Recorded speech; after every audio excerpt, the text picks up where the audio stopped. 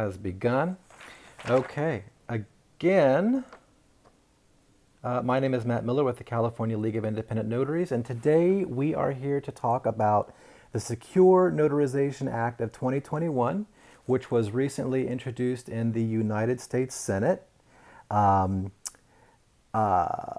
it was introduced as the Securing and Enabling Commerce Using a Remote and Electronic Notarization Act, Senate Bill 1625, by Senators Kevin Cramer of North Dakota and Mark Cramer of Virginia. The bill is currently located and has been assigned to the U.S. Senate Judiciary Committee. However, no hearing date has yet been set. And so our format today is going to be kind of like an interview style. So we won't have any hand raising during that session or during that part of the session. And Laura is going to be our moderator, so she'll be asking me questions as part of the presentation. And then after my final comments and comments from Laura, we will open the floor for questions and comments from the gallery.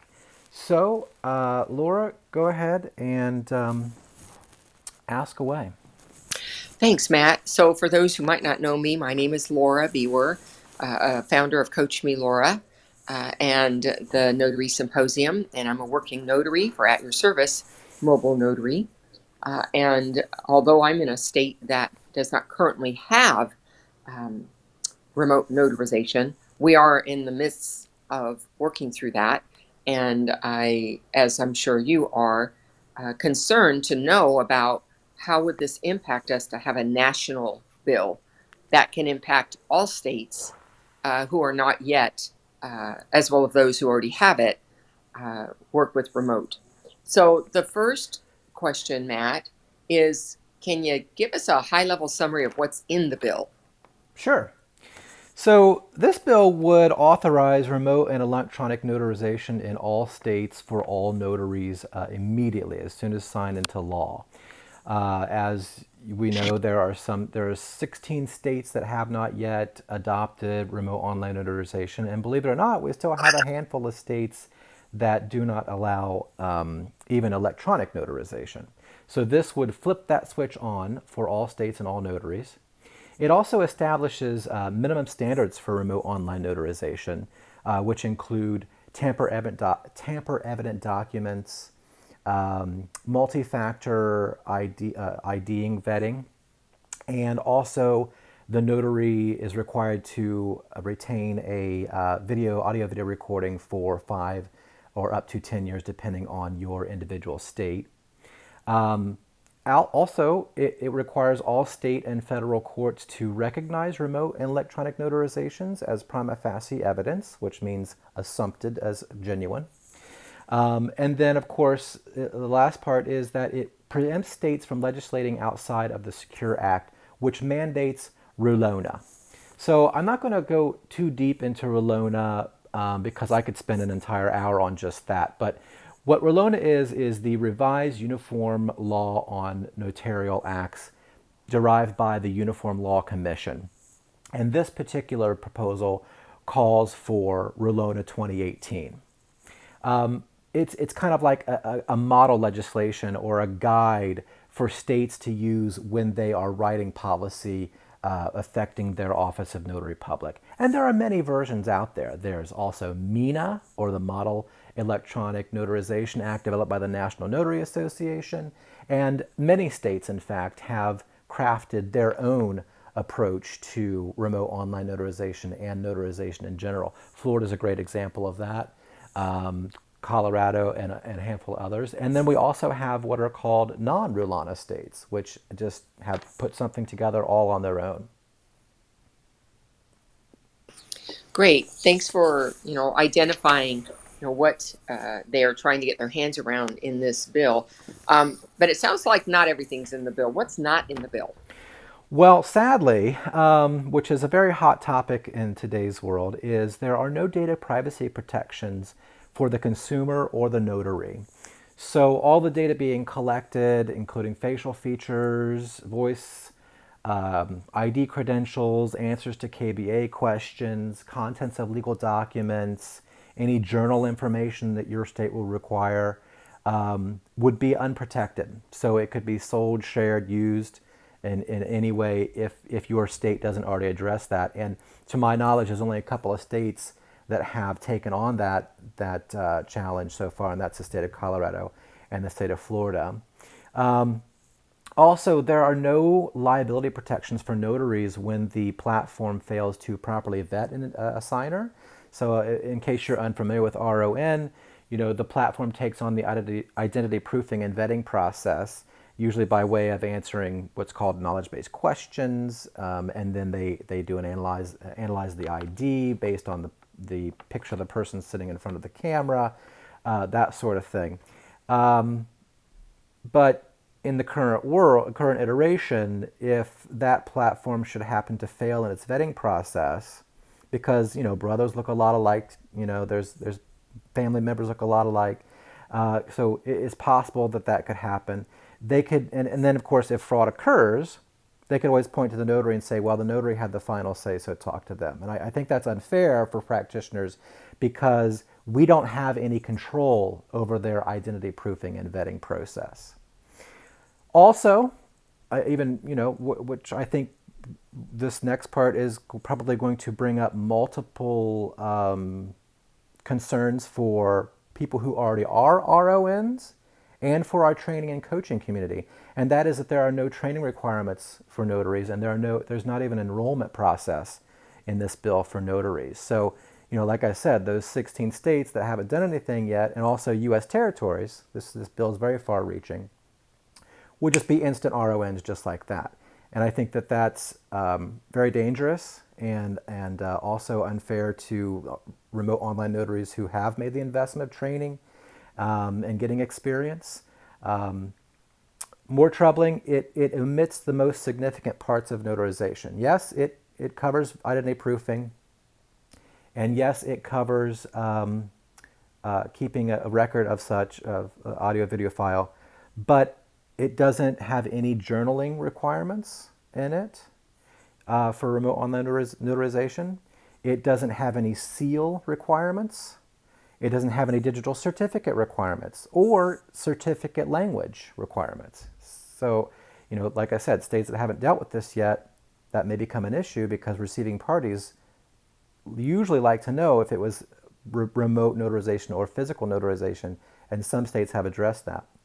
And then, of course, the last big one, which would be problematic for the consumer, is that there's no method of authentication. So there's no way for a receiving party or a consumer to verify that this person actually is a remote online notarization because, again, there's no enrollment requirements.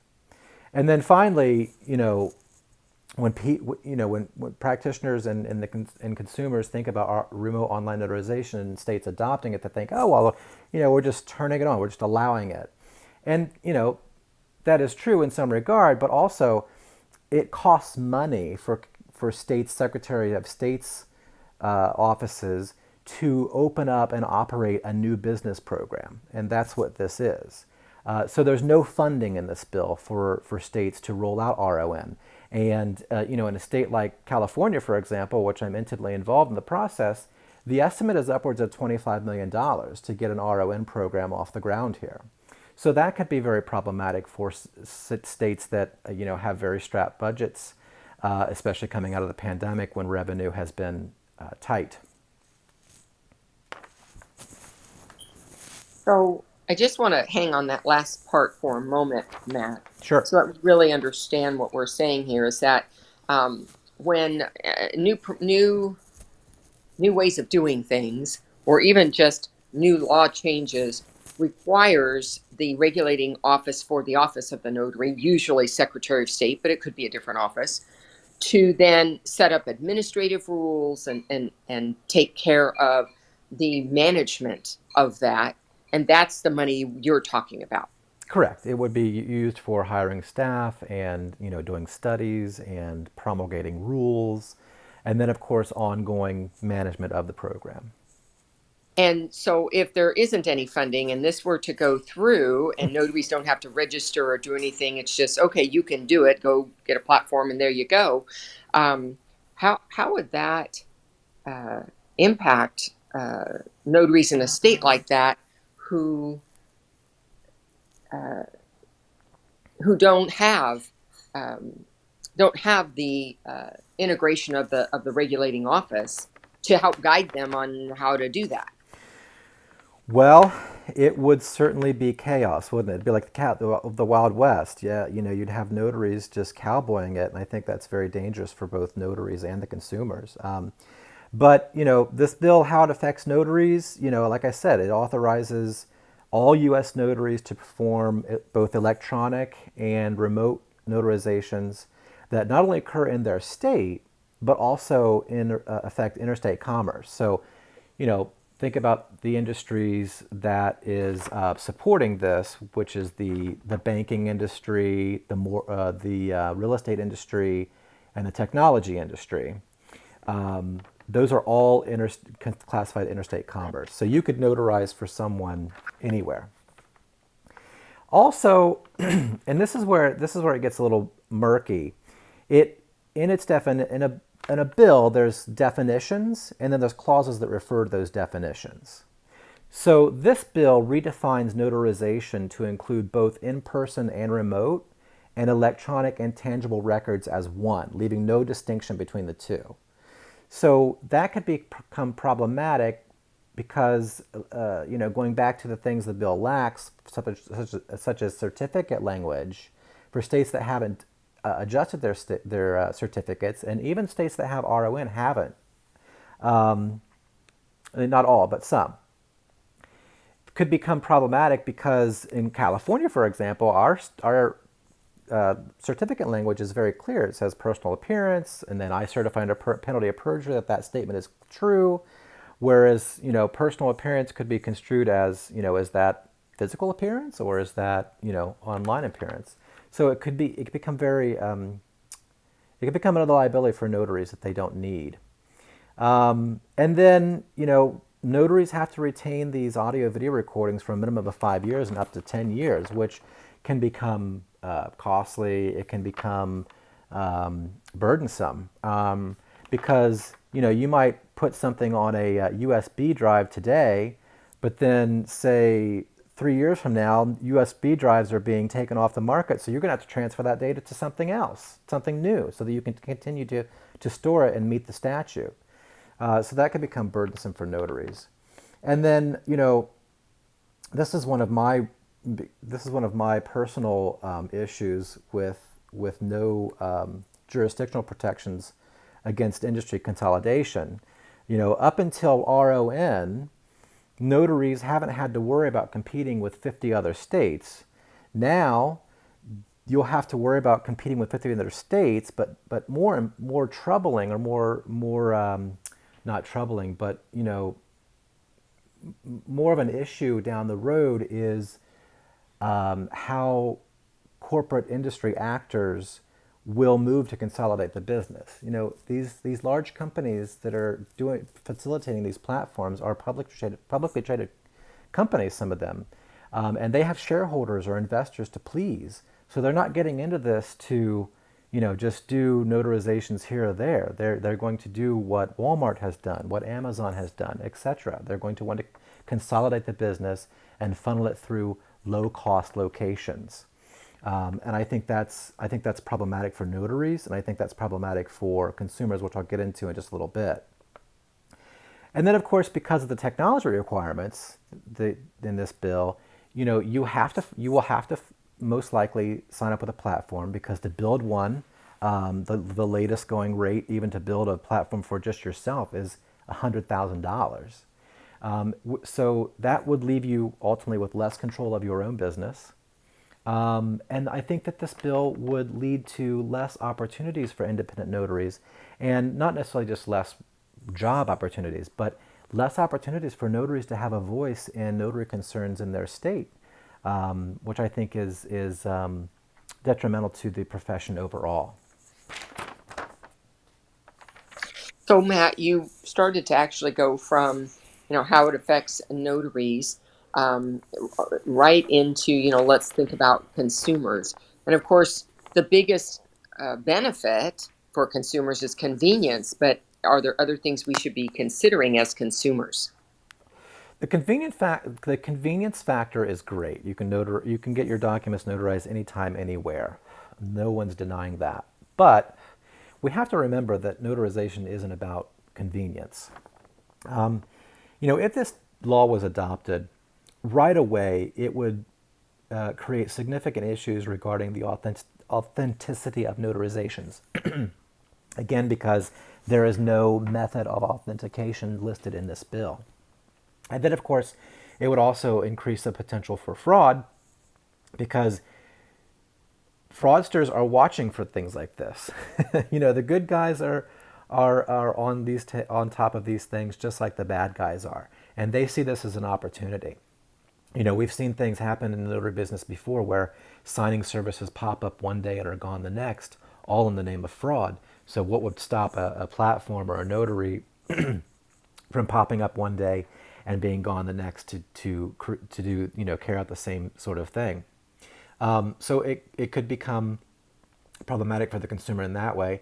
Also, this proposal would overrule the judgment of state legislatures that have already put a lot of consumer protections in place because, again, it's restrictive legislating preemptions. It could transfer the enforcement of states' residents' rights to other states' officials because, again, we'd be going over state lines where we have never done this before. So I'm in California. I have something notarized by a Virginia notary, and lo and behold, there's an irregularity. Well, unfortunately, there's nothing the state of California, my home state, can do for me because they don't have any jurisdiction over that Virginia notary. So no enforcement agency will go there to force a surrender of evidentiary value records. No agency can discipline that notary for erroneously notarizing the signature or whatever happened. So the consumer could be left holding the bag or no help at all, really. So that's my biggest concern for the consumer or as a consumer. And then, of course, over time, access to notarial services may be limited as local independent notaries are driven out of business by large industry corporate actors moving to consolidate the business. So that those things, could be very problematic for the consumer, could cause undue burden for the consumer. There's a reason why we have 4.5 million notaries in the country, and that's because notary services should be very accessible, considering they are part of, I don't know if you could say everyday life, but they are certainly part of regular life. So those are some of the ways that this bill would affect consumers out of the gate. So I'm going to be asking you about, so where do you stand in terms of this bill? But before I actually say that, um, you've already mentioned, there's 34 or so states that have already adopted RON. They're already doing it and they've got their procedures in place. Would those states have to then change what they're doing, or is that still okay because they already had things in place? Well, there is a preemption exemption in the bill that says if they're using Rulana 2018 and they don't have anything on the books that makes it harder to become an RON or to perform RONs, then they can keep those standards. However, any state, whether you're a Rulona state now or not, any state, the next time that they make policy for their office in the Republic will have to adopt Rulona. That's the way the bill reads. So they could face the possibility of losing some consumer protections that are already on the books. There are some 30 states that have unique consumer protections on the books already. Like California is a great example with the thumbprint for real estate documents and powers of attorney, and that would be something that would be at risk of loss because it does create a burden to performing RONs. So, Matt, then why don't you share, where the league stands and, why you're communicating with everybody? Sure. The California League of Independent Notaries currently is strongly opposed to the SECURE Notarization Act for many reasons, but most importantly, we feel that notarial concerns should remain a state concern. States should retain the ability to be able to set policy that meets their residents and their officials' unique needs and not be forced into a vague federal definition of document authentication. I have done a lot of work over the past 4 years on this, and I firmly believe that the 16 remaining states that have not yet adopted RON should have the same opportunity to craft their approach to this experiment, much like the 34 states that already have. And then, of course, those 34 that have shouldn't have their legislatures overruled and lose the consumer protections they have in place just for the sake of expedience.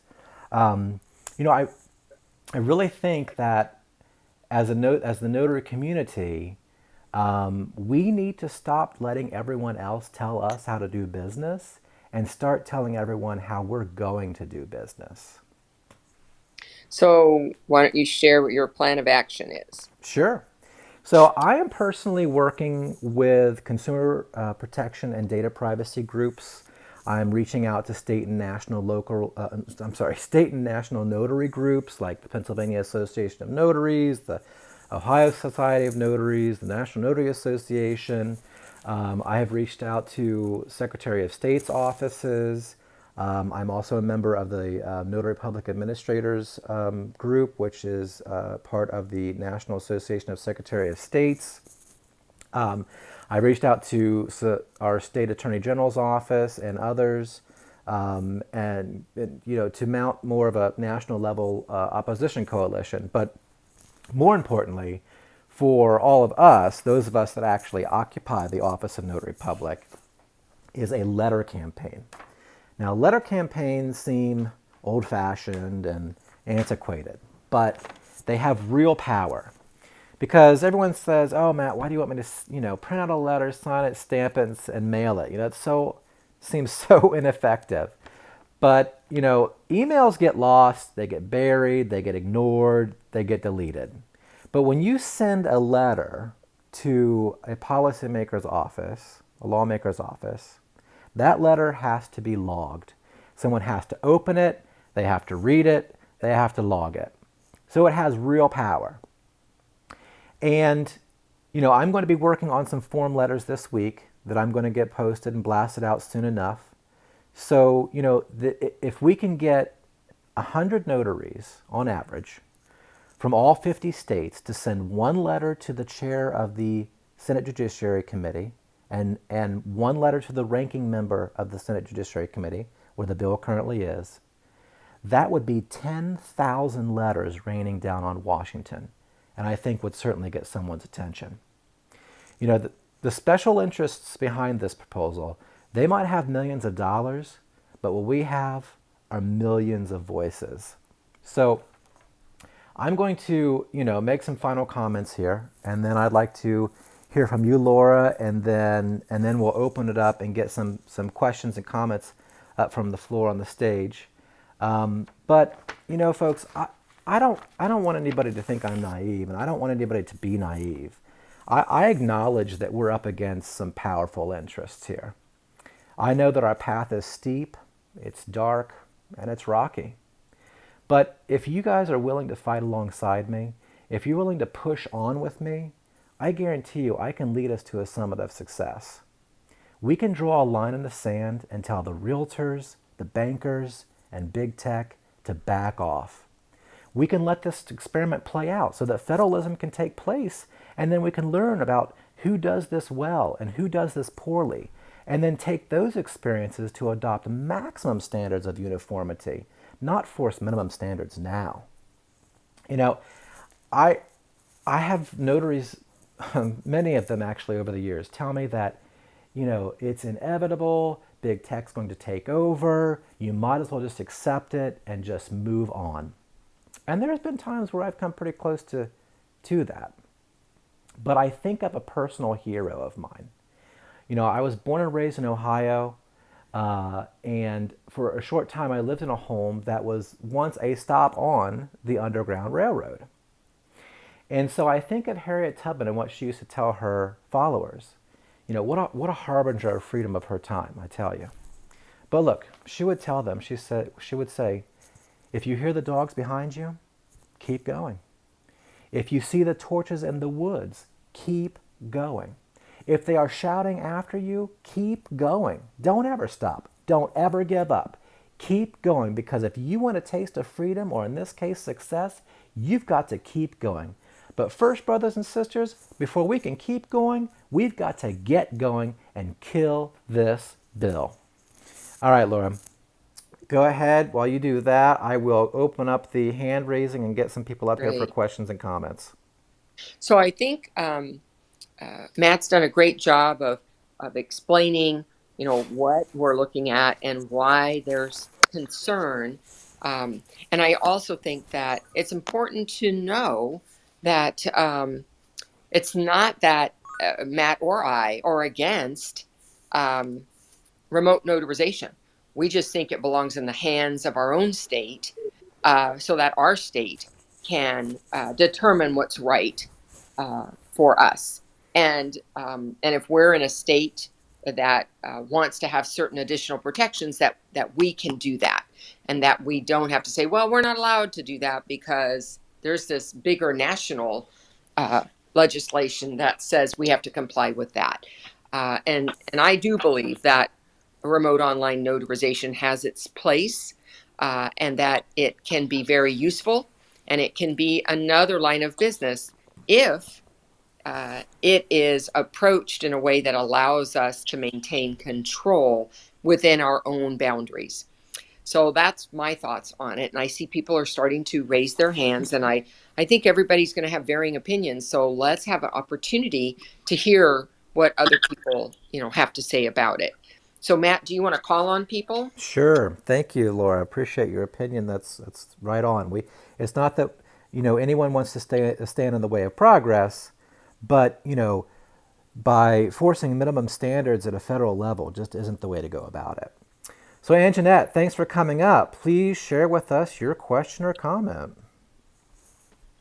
Hi, thank you, Matt and Laura. I just want to thank you both for being such big advocates for the notary community. I think, having you two lead this conversation is just really beneficial. And, coming from a medical background and abiding by HIPAA, protection, consumer protection of that information is so key. And if we aren't going to fight for ourselves, we need to fight for our clients. And that's one of my big opinions. And that's being an advocate for the people that we serve.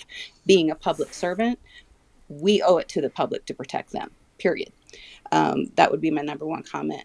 My second, I guess my question would be, what does the National Notary Association believe? What are they doing? Are they supporting independent notaries?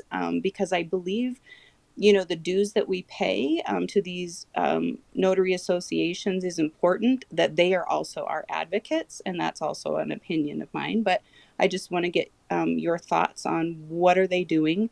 And because they obviously have a big voice as well. This is Anjanette, and I'm done speaking. Thank you, Anjanette. Thank you for your comments. In regards to the National Notary Association, well, of course, the National Notary Association does support remote online notarization. The person who handles these decisions at the National Notary Association, Bill Anderson, happens to be out on vacation these past 2 weeks. And so I have not been able to connect with him, but we do speak regularly. And I do believe from their past positions that they would not be in favor of a federal approach. But again, I cannot speak for any other organization. Okay. Amy, thanks for coming up. Good to see you. Please share your comment or question. Thank you. I wanted to first off, so as a new Ron provider that's coming out, um, I share a lot of your concerns, but as an industry right now, even what's out there isn't comparative. There are other security risks with some of the ones that are out there now, that really aren't addressed in this bill either, especially with like digital certificate. And it doesn't talk about what level of encryption you need to have on that document to ensure that that's tamper evident. There's ways around it out there now, and there shouldn't be. If documents that notarized, it should be notarized, it should be sealed. um, but Matt, I wanted to touch on something you mentioned about the collection of the personal data for the KBA and ID, and you know even biometric screening, like for Colorado. Myself as a platform, I don't get that data, and neither does most of the other platforms. It's outsourced, and I don't know if everyone realizes that. So even if I, as a platform, institute a privacy policy, I never see that data that those people upload. I don't ever have that ID. I don't have that access to those personal questions. Even I, as a platform, only get a pass or fail. So if they passed or failed and it was fraudulent, even I, as a platform, couldn't question it because I couldn't validate it myself. It is my vendor that is providing that service. And I just wanted to make sure that that was kind of expressed. It a platform's made up of multiple components. You have your audiovisual client, you have your software client, you have your KBA and ID credentialing, which may not always be the same vendor, and then you have your um, signature compliance, and that may be different than your software compliance. It all depends on the platform. So this information, it goes out more than just to the platform. So I totally understand your privacy concerns, but I just wanted to educate a little bit there, only because I've learned the hard way of doing it myself. And then I also have concerns on the bill. I still can't get over on page 14, line 12, in subsection 1, the use of the word and. I think when it says that you are able to perform these as a RON for the laws under your state, and and it has to be one of the other two federal level certificates, then it's going to limit my authority as a RON. So like right now I'm Ohio. I'm with you. Go Bucks, right? Yep. But Ohio lets me do it anyone, anywhere, and the only thing I can't do online is a deposition. Um, but if I have to restrict it to something that specifically deals with interstate commerce or specifically deals with a public act, record, judicial proceeding of the notarial officer's state, I think that's going to have repercussions on what I actually can notarize. And it may not have any issue with like loans, but with general notary work, how is that going to impact my long term assessment of being able to filter and do RONs for people everywhere? So I want to be on your coalition there, dude. So hit me up. And this is Amy. I'm done talking. So, sounds great, Amy. Thanks for that. I really appreciate you clearing that up because it is a very complicated process for RON, and I don't know if that's that it's spread out to more vendors or not is a good thing. I don't know, but I'm looking at that section, and you're right. This we have to keep in mind. This bill is supported by there's a long list, but they're all of the same three industries: the banking industry, the real estate industry, and the tech industry. So they want to write a bill that suits their best interest, and that would be, of course, loan and real estate documents. They're probably not considering everything else that we do. So you're right. If it doesn't affect interstate commerce, but you're not in the same state as your signer then it might limit the amount of documents that you could notarize online. That's something we're going to be looking into because that seems counterproductive. Thanks again, Amy, for coming up. Appreciate it. I will be in touch. Debbie, thanks for coming up. Please share with us your comment or question. Hi, thank you so much. I really appreciate all the work you're doing on this and researching and advocating. Um, and my question had been about the special interest, but you just answered it in your answer to Amy, that it's really the banking, real estate, and tech industries. So thank you very much. You're very welcome. The big three behind it are, of course, the American Land Title Association, the Mortgage Bankers Association, and companies like Notarize, Sinai X, DocuSign, those guys. But there's a very long list of all different kinds of title companies, bankers, and everybody else that's part of it. Thanks for coming up. Jen, oh, good to see you, Jen. Thanks for coming up. Thanks for stopping by. Please share with us your question or comment. Hi, Matt and Laura. Thank you so much for this. I think that ever since you brought up the act itself, I've been looking for it, and so my question is really, where can I find the bill in total so I can read the whole thing? You know what? Good question. I had written that down on my notes to talk about. So you can go to the California League of Independent Notaries website. Go to our law under the recent news menu item. There's a section called Law Alerts, and if you go in there and you click on the Law Alerts for S1625, which is the Secure Notarization Act, there is a link to a full downloadable PDF of all the language. Fantastic. Thank you. Thank you both. Thank you, everybody. I'm done speaking. You're welcome. Thanks for coming up, Jen. Great question. Margie, good to see you. I haven't seen you for a while. Please share with us your question or comment. Hi, Matt. Hi, Laura. Thanks for having this talk. This is very, very much needed. I'm in Texas, and I am also a remote online notary.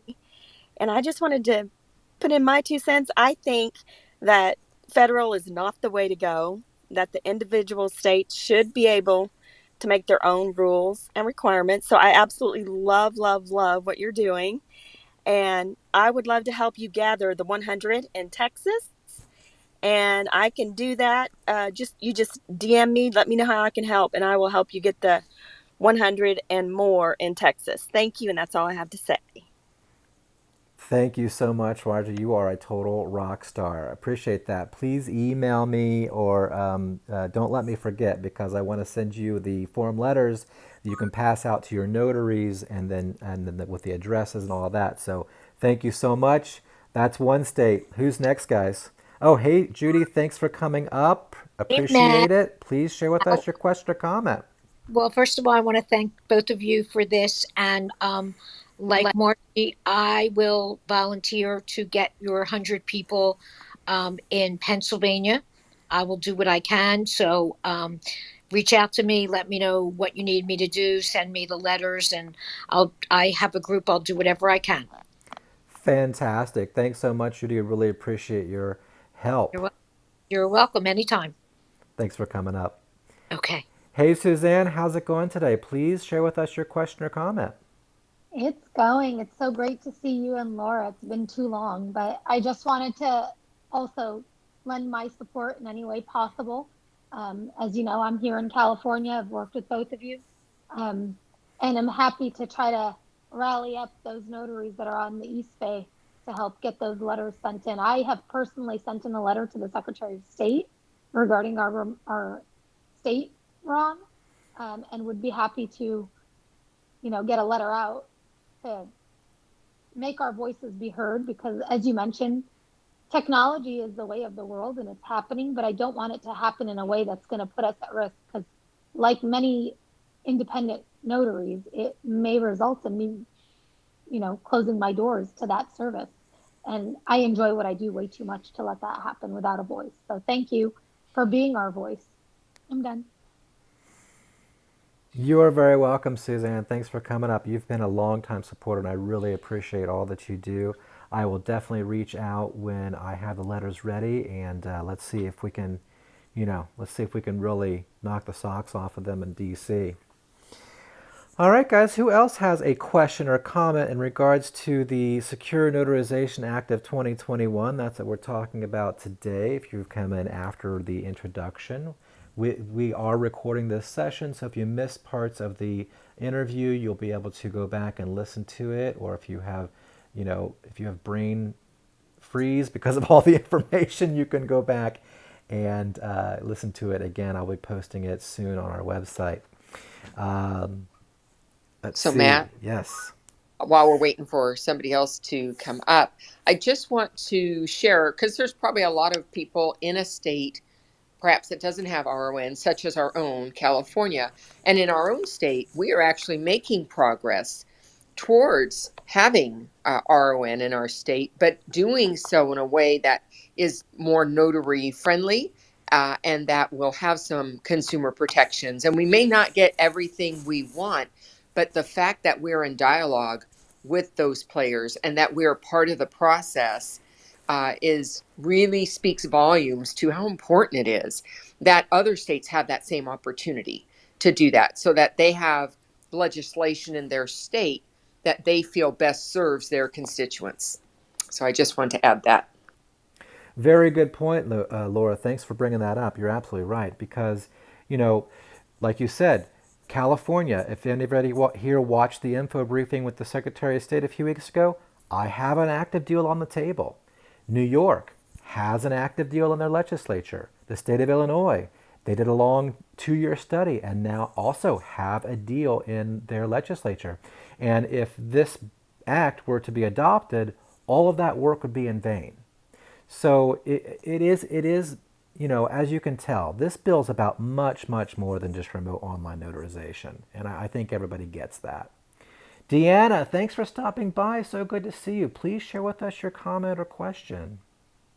Hi, Matt. Always good to talk with you. I always appreciate all the information you bring to everybody. And as I sent to you in the email, I'm ready to help you storm the castle on this one. So I will take your letters when I receive them. I'll pass them out to my group. We'll get that letter writing campaign done. My question for you is, and I'm going to liken this to Obamacare and what happened back in 2012. So Obamacare hit. It was a federal program that was put in place, but California went, you know what? We don't think that's going to work for us. And so they implemented California or covered California back in October of 2012. So California was never part of Obamacare.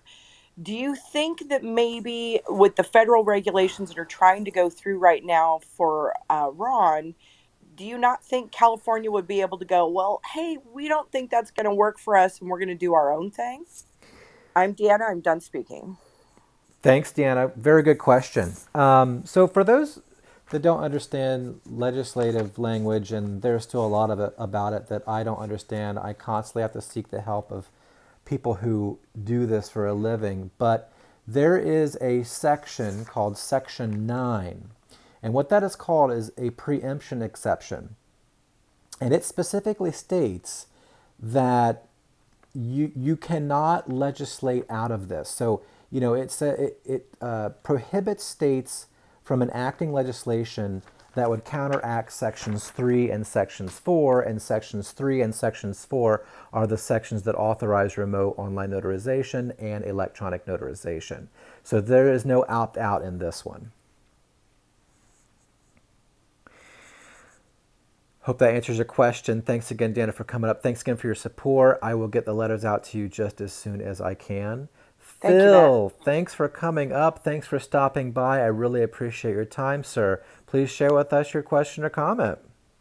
My pleasure, and thank you so much for this information. I'm trying to understand, in reality, how it relates to what I do, because it seems like there's a lot more information that's going to be out there, a lot more information out there that is going to be accessible to people we don't want it to be accessible to, a lot of cybersecurity issues and so forth. Is that your impression? Is that where one of the concerns you have about what's going to happen with the new legislation? Yeah, I think it would bring up multiple cybersecurity concerns, particularly around the protection of personal data. You know, in legislating for minimum standards is code for race to the bottom.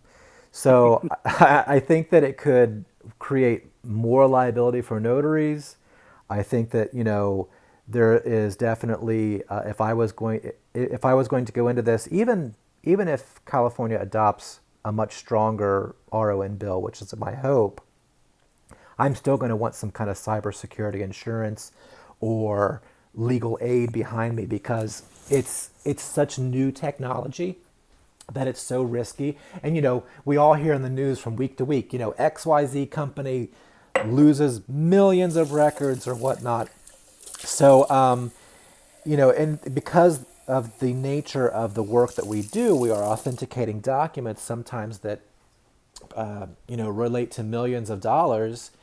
And, when those things go sour, lawyers always try to pin the notary first because it's easy and they can usually win on a technicality. So I think that there's certainly an opportunity for Legal Shield to become more of a supportive entity for notaries who are doing RON no matter what happens. Well, Matt, my real thought process is we just came out with an ID Shield for business, which is just one, it gives you a $100,000 insurance policy and a few things that are I'm talking to some of my tech people because this is not a world I live in, but in talking to a lot of my tech people, there's a huge problem with even getting any type of cybersecurity protection. And so I'm thinking that might be a real concern and a real problem for folks. The liability issues could be, as you say, incredibly substantial. Indeed, indeed. Yeah, thanks for bringing that up. Thanks. Appreciate your time. Thanks for coming up, Phil. Always good to see you. Michelle, thanks for coming up. Please share with us your question or comment. Are you with us, Michelle? There Trying you to are. find the unmute button. No worries. Thank you guys. Hi, Matt. Hi, Laura. I am a traditional notary and I have been commissioned in the great state of Florida since the year 2000 and was appointed as Ron in April. So I'm working as a full-time loan signing agent and trying to diversify my business, but I'm very interested in killing this bill. So if I can help you gather those signatures, once you get those form letters ready, I would be happy to do so. Our network here in South Florida particularly is pretty vast. So, and I think a lot of people, I wish I knew about this call sooner, but I'm sure you'll continue to update, helping us understand this bill helps us understand how it can really affect us personally and our businesses. So I'm happy to help out. I can shoot you an email to remind you, however you'd like me to do that. Please do. Please Okay. email me. That way I don't lose you in the mix because, this is how grassroots movements start is, look, we've got a commitment for California. We've got a commitment for Florida, Pennsylvania, and I think there was another one. So, even though it seems like we're up against Goliath, I'm telling you, lawmakers, they love to hear from practitioners. So letter campaigns are very effective, and I appreciate And your Florida is help. such a big state. I mean, we should have 100 letters from North Florida, Central Florida, and South Florida. And I really don't see, I mean, I'm not going to sign up for all that, but I have contacts in those areas. So we need to have a bigger voice. We're a bigger state. I mean, California and Texas too. We'll help you get it done. Excellent. Thank you. I'm Thank you, finished speaking, Michelle, for your guys. support. I appreciate you coming up. I really appreciate it. Thank you My again. pleasure. Thank you. All right, guys. Who else has some questions or comments? Please feel free to raise your hand and come on up to the stage. Um, Anything to add, Laura? I stepped into my car, so I may have poor reception because I have an appointment. So I'm going to invite this next speaker, and then I'm going to stay quiet for the rest of the call. Thank you. Hey Have guys, a great thank you so appointment. much. Thank you, Aaron, for Um, coming up.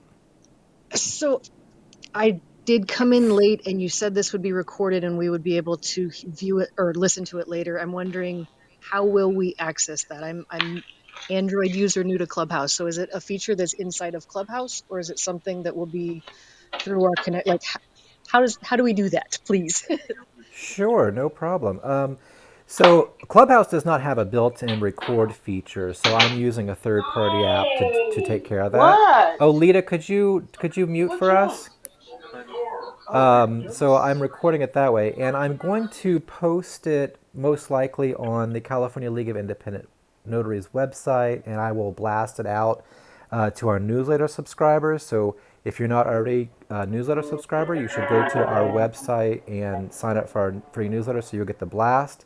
But this is the first time I've recorded a Clubhouse, so I have to kind of learn a few more steps to how to convert the audio file so that we can make it available to everyone. But that is the goal.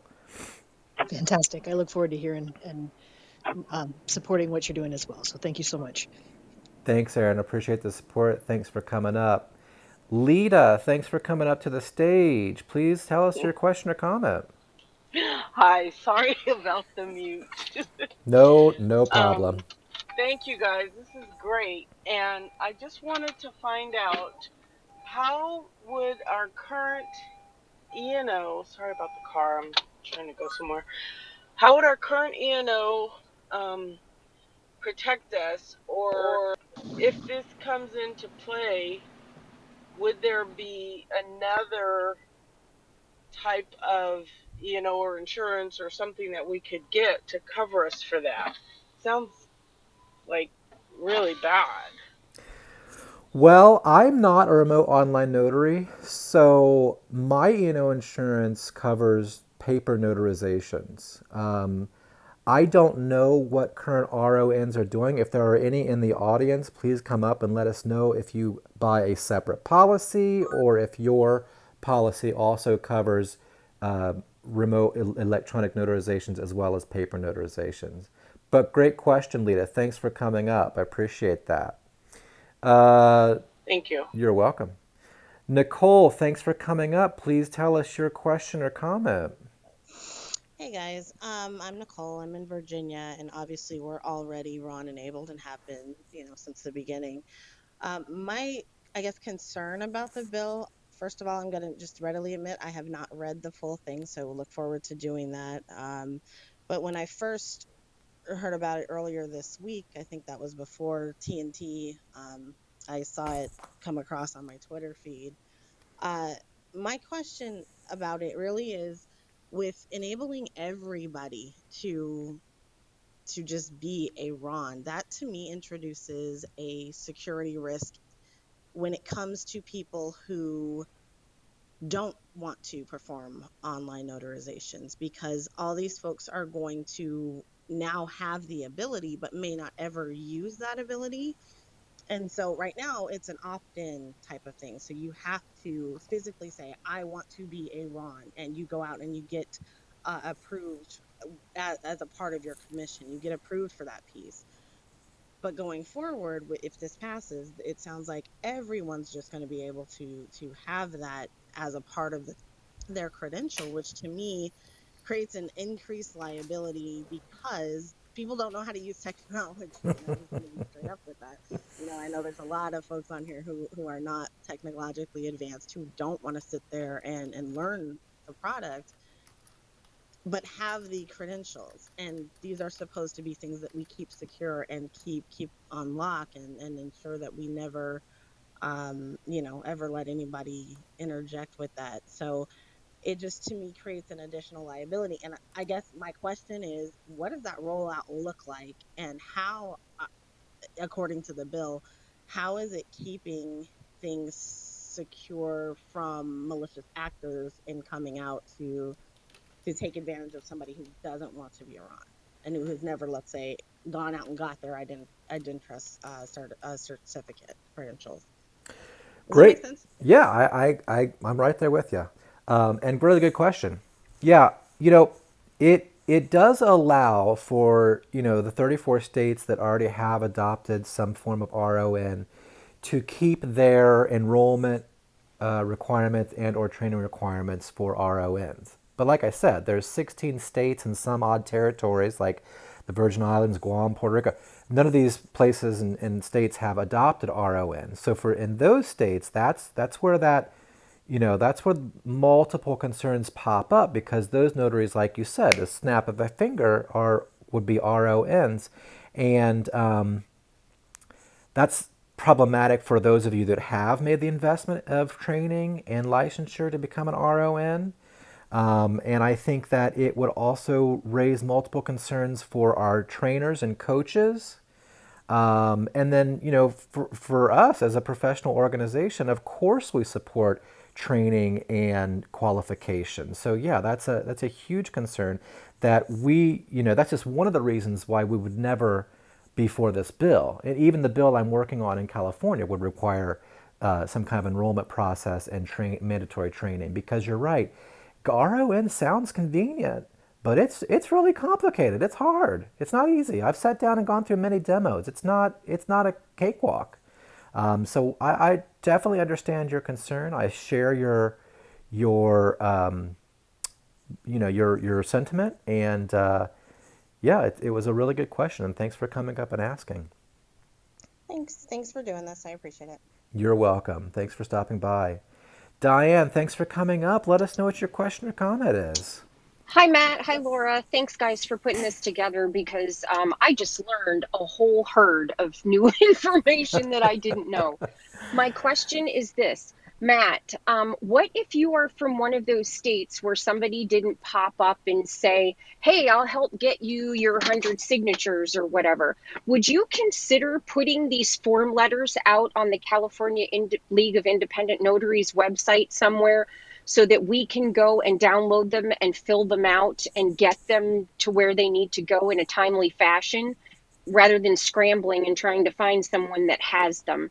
That would create less work for you having to send them out. Oh, absolutely, 100%. I have not yet drafted them because I want to have like three different choices for people to choose from, and with instructions on who and where to send them to.